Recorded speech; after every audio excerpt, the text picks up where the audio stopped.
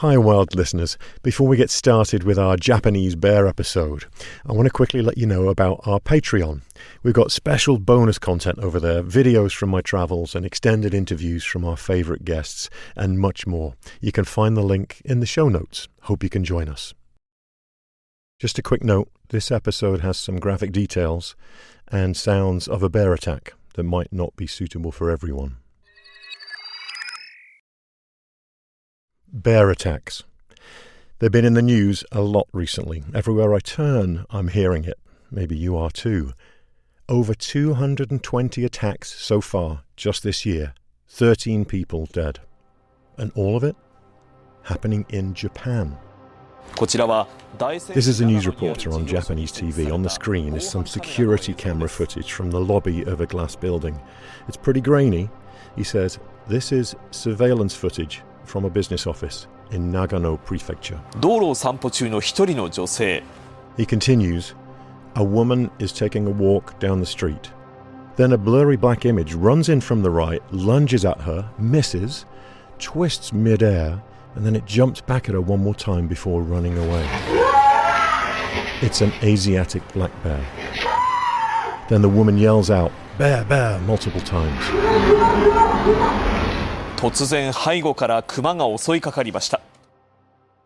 I'm not one to overplay the drama of bear attacks, in fact, quite the opposite. But there has been an alarming spike in attacks this year in Japan, some of them pretty intense like this one. Thankfully, this elderly woman was fine. The bear scratched her face, but it could have been much worse. From the media stories, it sounds like bears are on a rampage in Japan. But even talking with my bear expert colleagues, something unusual is happening here. The United States, Canada, and the EU have even issued travel warnings to tourists headed to Japan. In the downtown, you see bears. City Hall, and the next door is just another famous bank building. Concrete jungle, and a bear is there. I cannot believe this is happening. There are so many corners you cannot see, right? And you turn and the bear gets surprised to see you, they attack. There are a lot of bears in Japan, and they have the whole country on edge. The locals are scared. All this confusion has left the Japanese government scrambling to figure out a solution. So what do you do when bears come into your city and start attacking people? And why is this happening? I'll talk to a Japanese bear biologist and a New York Times journalist who's been on location to unravel what the cause is and what can be done. From KURW in Seattle and Chris Morgan Wildlife, welcome to the wild.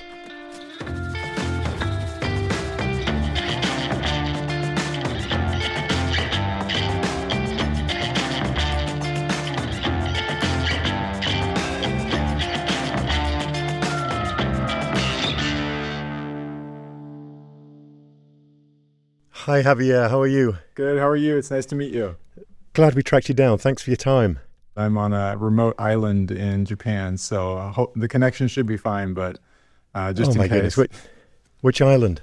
It's called Yonaguni Island. It's the westernmost point, so it's right near Taiwan. That must be quite a spot.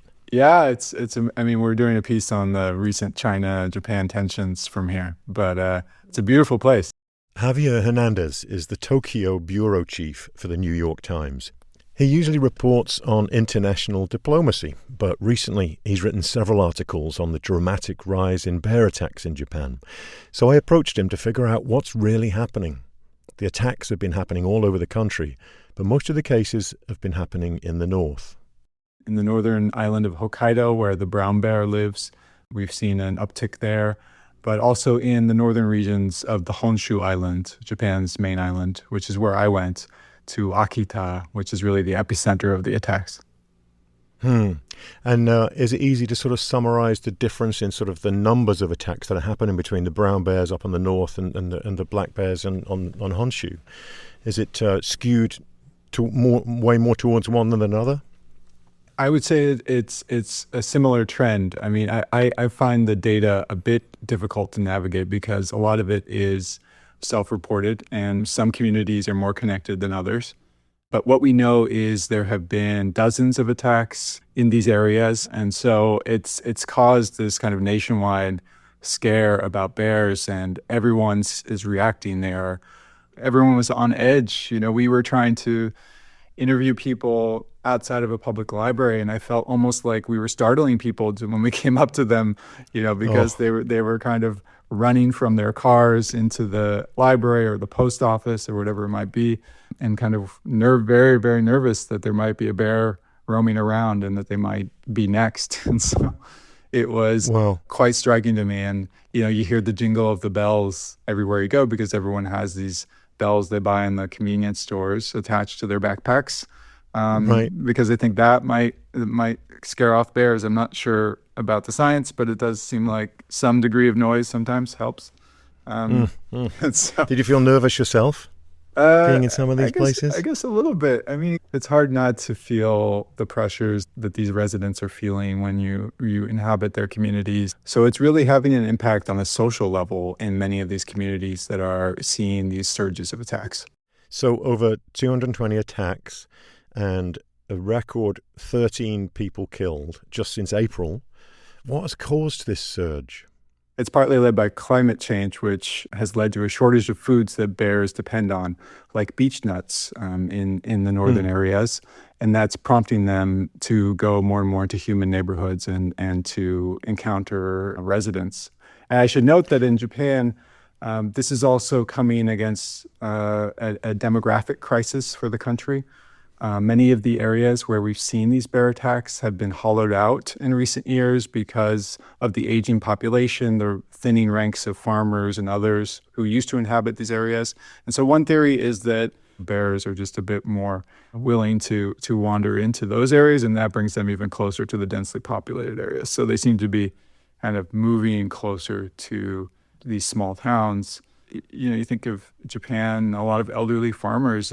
So many of these reports that I've read are just, it's like a 83-year-old radish farmer was out one morning and then a bear came up. It's really kind of striking to me that a lot of it is people in their 70s and 80s who are getting hit.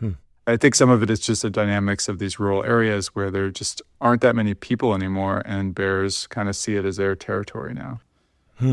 Why is it, do you think, why are those areas being deserted by humans, leaving more bear space? What's the social dynamic that's going on there? Right. I mean, it's the story of modern Japan, which is that, a lot of people aren't having children, and those who do have children are going off into the cities like Tokyo, like Kyoto, Nagoya, and kind of leaving behind the old kind of rural farming communities and that way of life.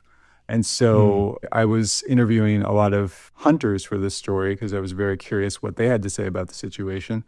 And their reality very much mimics that broader reality across Japan and its demographics. The hunters are getting older, they're growing scarcer, they are having trouble getting young people interested in hunting.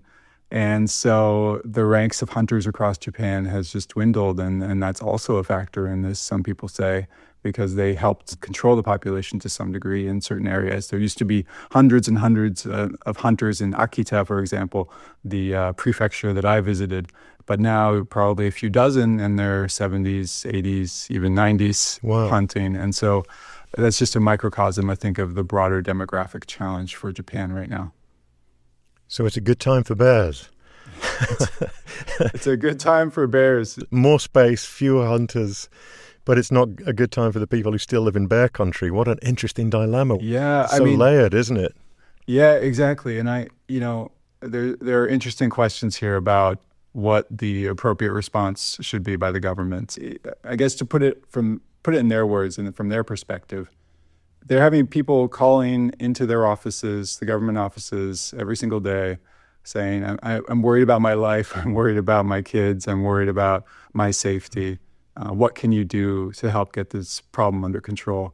Because when I went to Akita, the epicenter, I was there a few days after several large Asiatic black bears had been spotted in the sort of central park of this small city. And the response by the government was, "We're shutting down the park.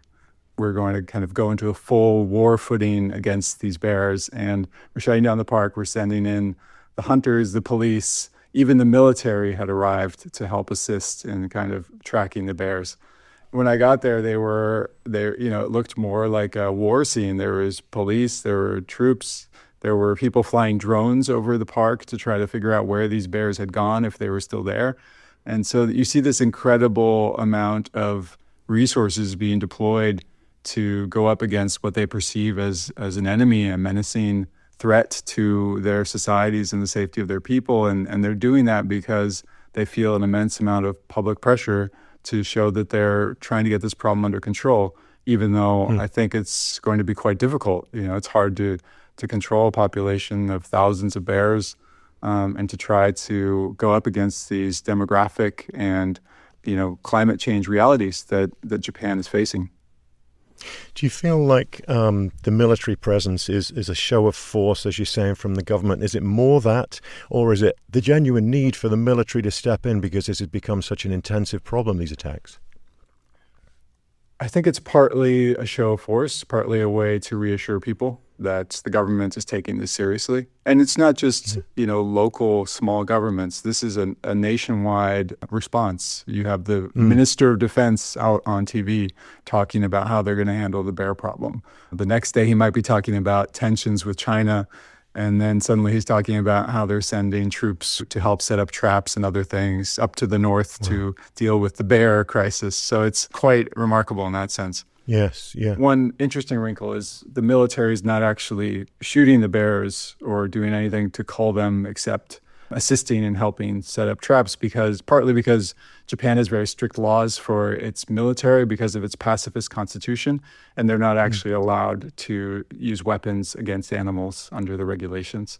So they're only there to help assist local officials and also to help call in hunters who actually kill the bears if they trap one or if they come across one. Wow, it's such a very, very interesting cultural, very layered story. And your article really conveyed that. There's a lot going on here. It's a 5D story versus a cut and dried one that's easy to understand from the outside. And I'm so glad to talk to you because it's really helping to unpeel those layers. I've heard climate change mentioned, this rural abandonment that you're talking about. These seem to be sort of slow-moving problems that have been creeping along for decades. Why suddenly this sharp increase in attacks now? The problem has been building the past few years. I think it's kind of been a slow-moving problem, but perhaps this year it came into the national psyche in a way that you hadn't seen before. Partly just because of media attention, and partly because there have been a record number of deaths, a record number of injuries, and there's just more kind of video going around social media of these attacks, and that tends to trigger a response. So I think it's been more slow moving than maybe the reporting across Japan and elsewhere would indicate. But it kind of reached a tipping point this year just because of the vast media attention. It would be so pervasive that you turn on the national news and there will be like a tracker at the bottom of the screen kind of telling you how many bear attacks there were that day or injuries and where they've been cited. And people have downloaded apps now that are designed to help you track where bear attacks have been happening and where you should avoid and where you can hike and where you can't. And so it's certainly permeated the national psyche to an extent that we haven't seen before this season. Absolutely fascinating. One of the potential solutions that I've seen thrown around is the idea of culling more bears to get this situation under control. But there are some roadblocks to that. Why is this a difficult remedy to look at for the Japanese government? Well, partly it's because of the very strict gun laws. Japan has a hunting scene, but it's not traditionally allowed its hunters to shoot bears without permission from the police and oversight from the government. And so they've started to loosen their gun laws, allowing hunters to do emergency shootings of bears to kind of protect residents. But that's only just beginning this fall. And I actually attended a training session for one of these emergency shootings of bears. And there were about 23 steps or so before the hunter was actually allowed to shoot the bear. He had to clear the area, call the local officials, assess whether the bear was actually posing a threat, So it seemed to me it wouldn't necessarily result in a significant change in the bear population. This was just more of an exercise to kind of give reassurance to people.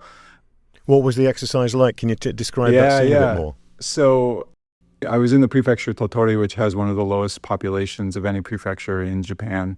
It's very kind of elderly, a lot of remote villages. But in this prefecture, they've had a rise in bear attacks. And so they called together a local meeting, town officials from across the prefecture, and asked them to kind of go through this training for how a local official can work with local hunters to get rid of a bear if they see a bear in a neighborhood, et cetera. And so I walked into this former elementary school. They've shut down the elementary school because there aren't enough kids anymore. And they had, it was kind of like a military sergeant addressing the troops. They had up on the screen this image of the bear, the enemy, in their view, and what it likes to eat, where it's been seen, all of these, surveillance photos of bears in the area and their behaviors. And they told this group of citizens and hunters and others, if there is a bear in our area, we have to be sure we react quickly, and we can rely on our hunters to help us stand up to these bears. And so they went through a whole training on how a hunter can shoot a bear in a residential area safely. Because a lot of people in Japan are concerned about guns, and having a gun in a community is not common here. It's one of the countries with the strictest gun laws in the world. And so giving a hunter permission to actually pull out a gun and shoot a bear that might be a threat in an area is a big deal. And so this whole 23-step process, unbelievable. Yeah, exactly.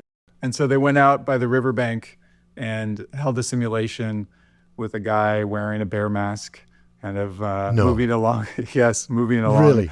Moving along the banks, and he was actually very convincing. He moved along from a distance. He was wearing all black and had this mask, and he had all the movements mastered. And he basically these two elderly hunters came up and spotted him, consulted with the police, and then made the decision to fire their fake guns at him. Interesting. And who's managing this whole situation, this whole simulation? Yeah, it was the police and the local government, and they were trying to show people that there are ways for us to take control. I think people just want to feel like they have some sense of control over the situation. I'm sure you come across this in your reporting on nature and humans and the conflicts sometimes that emerge. People want to feel Absolutely. like they have a way out, and that they're in control of the situation, and that they can be safe to some degree, even if sometimes these solutions won't necessarily protect them in the long term. It's kind of an open question, definitely. right? Yeah, there's scientific research behind that. I remember it from my outreach days of working with the public directly in communities on issues about bear conflict here in Washington State, and the phrase will never leave my mind. The research shows that it's fairness, familiarity, and control that people ask for. As long as I'm being treated fairly and that wildlife isn't getting more favorable sort of treatment, familiarity, I need the information that I need to stay safe and informed, and then control. Right, the emergency red telephone to pick up when something goes wrong and I need help. So this one ticks that box in a big way. It's commendable that a community like that is doing this, isn't it, really? And it sounds like a multifaceted approach with lots of different people involved, from the authorities to the public. Yeah. We don't want to over-dramatize the stories here. That's not my job. In fact, I usually do quite the opposite in my work. We all hear enough about bear attacks around the world, but it is still pretty dramatic what's happening over there. Any stories? Did you meet any other victims or hear any other stories specifically that you could share? Yeah, sure. So when I went to Akita, I looked up a person who had been attacked by a bear, and he told me the story of how 2 years ago he was just outside by his garage when suddenly a huge Asiatic black bear came up to his garage, kind of looked at him and just started attacking him. So for him, it was this is a life-changing event. He suffered, severe injuries to his head. He told me he got up and looked in the mirror and he could see part of his skull. The bear kind of, tore at his back, and he still to this day feels that he has some hearing loss, and he does have some scars visible from that experience. But what was striking to me was, after an experience like that, he felt that something was seriously wrong about, the bears in the area. And I put these questions to him because it felt like, he was basically supporting, much more aggressive efforts to cull the population of bears because he felt bears had become aggressive and targeting. His words to me were that they were targeting humans in a way that he felt like they never did in the past. And obviously the science differs on that a bit. And so I wanted to ask him, I said, there are people in Japan, but also outside Japan who will look at this and say, we should have some sympathy for bears, and humans aren't necessarily innocent in this situation, just the levels in which we've kind of gone into previously open, expansive areas and built homes or commercialized areas, developed areas, et cetera. And he told me, he understands that people might think that we need to do more to conserve our nature and to protect bears, but he felt Japan was unique, that Japan is so densely populated that there are these metropolises right up against stunning areas of natural beauty. And he felt that the kind of challenge that Japan faced was different from somewhere else, like, say, America, where he felt that there's more space and people can in the modern world, people can coexist peacefully.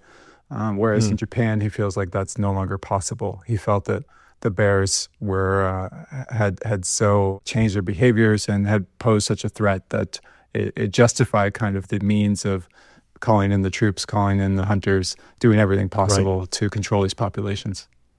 Very interesting. Nothing like a bear attack to really give you a crystal clear perspective on what your own opinion of them is, right? It's interesting to me because, in Japanese culture, there is traditionally this emphasis on harmonious coexistence with nature. And animals are very much sacred in the Shinto tradition, one of the main religions here. And in Hokkaido in the north, where they have these beautiful brown bears, they're seen as divine beings, almost like gifts from the gods, and, these bears that roam the earth and roam these parts.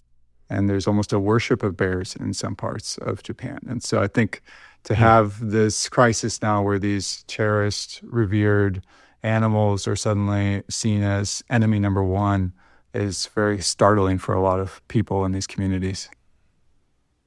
Javier Hernandez is the Tokyo bureau chief for the New York Times. Thanks so much, Javier. I really appreciate you casting your expert light on all of this. Thanks for your reporting. Thank you, Chris.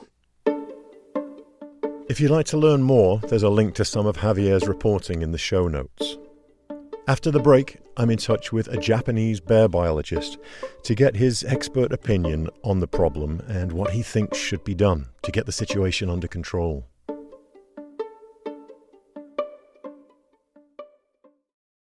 Hey everyone, I hope you're enjoying the episode. I just want to quickly thank some Patreon Bear Tier friends who I chatted with about this episode on Zoom recently. Suzanne P., Jason M., Ilana S., Lisa H., Jessica K., Nicole W., and Patty. Our Zoom call really fueled my week, and I just wanted to thank you. If you'd like to check out Patreon, connect with me and others, and access bonus content and more, you can find a link in the show notes. Okay, back to the bears. As well as my conversation with Javier, I also wanted to talk to a bear biologist to hear their perspective. So I called up Japanese bear expert Dr. Masahiro Ohnishi. He goes by Masa for short. Masa is a principal research scientist at a government organization called the Wildlife Management Office. He works on large mammal conservation and management, including deer and Asiatic black bears. And when I called Masa up, he was in a particularly good mood. Hello. Good morning, Masa. Good afternoon for you, Chris. Konnichiwa. Hajimemashite. Hajimemashite, Chris-san. Thank you for your introduction. Very nice to meet you. How are you? Very nice to meet you. Oh, very good. Very good. I had actually wonderful news in this morning. So, what was that?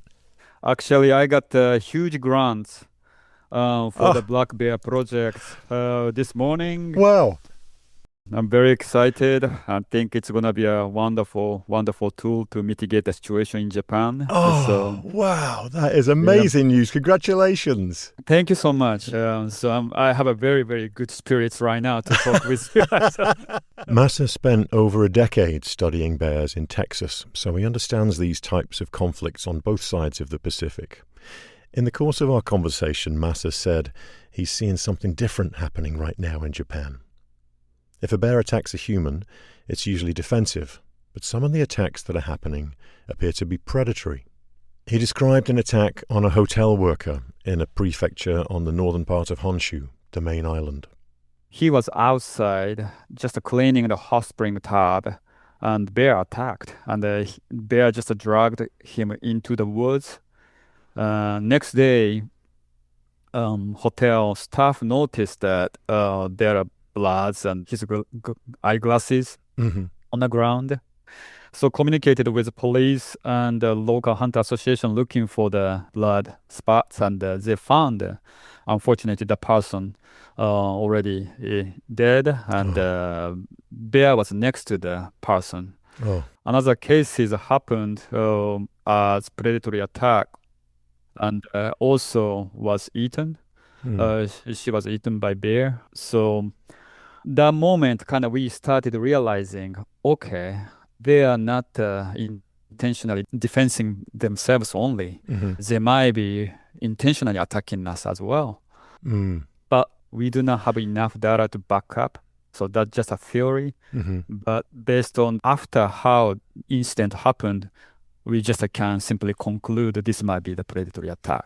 Wow. I'm so sorry for those people. It sounds horrific. I'm so sorry to And it changes the perception, doesn't it? And I know exactly what you mean, because here in the States, I know you spent time in Texas, didn't you, for your research and I did. and training? Mm-hmm. Yeah. So but like here in the States, there's definitely a difference between a predatory attack and a sudden encounter defensive attack, and Mm-hmm. very different things. And the situations are dealt with very differently, aren't they, by the authorities? But what you're saying is, in general, the majority are still the sudden encounter defensive attacks think there. so. Am I understand? Okay, yeah. Yes, yeah. you are right. Just to be clear, as with bears in North America too, predatory attacks are super rare. And like Masa said, it's only a theory. But when attacks intensify, something has to be done. Not just the immediate response, but also planning for the future. So my conversation with Masa turned to what could and should be done to prevent any type of bear attack. We're talking about solutions, and one thing I want to talk about is bear smart cities or anything like that. Is there something that cities and towns in Japan can do to help prevent these attacks? What is happening on the ground? That's a wonderful question. Actually, bear smart city, that's we have to create. So I think we haven't done much homeworks we should do to mitigate the bear and the human in general. Mm-hmm. Remove the attractants, any kind of attractive materials. Mm-hmm. Trash can needs to be bear proof. So first of all, we have to start educating people intensively, and the government needs to put the money to install bear-proof trash can or electric fence and try to be the city, bear smart city. Sometimes it takes an emergency to make the public listen, doesn't it? Yes. I think now they listen to us. However, I know education is not good enough. I think when I say we human, we failed to push them away before they get attracted by the city itself. Right, So, and now it's escalated, and it's more of an emergency. Talking of solutions, one of our listeners mentioned to me that she was on a trail in Japan, and every mile or half a mile there were bear bells on the trail for you to ring and let the bears know that you're coming. And is that a system that's being used in the wilderness? Yes, we use bear bells, but we don't use bear spray now. Oh, why? In the States, bear spray is registered by EPA, right? Right. But in Japan, we do not have an EPA system. So in other words, we have to import any products from the United States. I see. So Chris, how much is the bear spray? Over here, maybe $60. you can add $100 more in Japan to buy $100 it. more. Oh, wow. Because the import of the so-called kind of dangerous items, Yes. even though just a pepper spray in it, but it's very difficult to import. I hope that gets easier because it's a great solution, isn't it? You know, people, if they routinely carry bear spray, it's proven to work. Right. And yeah, it's very, very dependable, easy to carry. What is your grant from this morning that you've received the news about? What will that cover? So it covers 3 research questions. First, we're going to put the GPS color, a lot of GPS colored on bears. So we should see the movement of bears crossing the prefecture border lines. So each state or each prefecture tends to do the monitoring and the management itself. But if you don't cooperate, the next state or prefecture management does not go well. We all know that. So I try to cover multiple prefectures at the same time. Thinking like a bear. Exactly. Instead of thinking like a human. Bears yes. do not know the big area. lines. Yeah, they don't know the borders. Right. And unfortunately, I think we have to do the culling because of high population. This is very unfortunate for bears and for us too. But we don't want to eradicate, we don't want to, or cull unnecessary animals. The culling or killing of some of the bears is a desperate measure under these extreme circumstances. In my experience, it's never something that authorities or wildlife biologists take lightly. It is a struggle with competing interests to keep both bears and humans safe and thriving. Masa understands this balance. He's optimistic Japan can find it. We want to be systematic. We don't want to decline their population. And we're going to do the conservation again. We will see the same loop like we did because of this particular population increase happening because conservation succeeded. We wanted to protect them first. Right. How ironic. Yeah. This problem is arising because conservation is successful, because protecting them is successful. Yeah. It's so interesting, isn't it? It's hard for a bear biologist in Japan to suddenly switch in from the conservation to management. It's hard.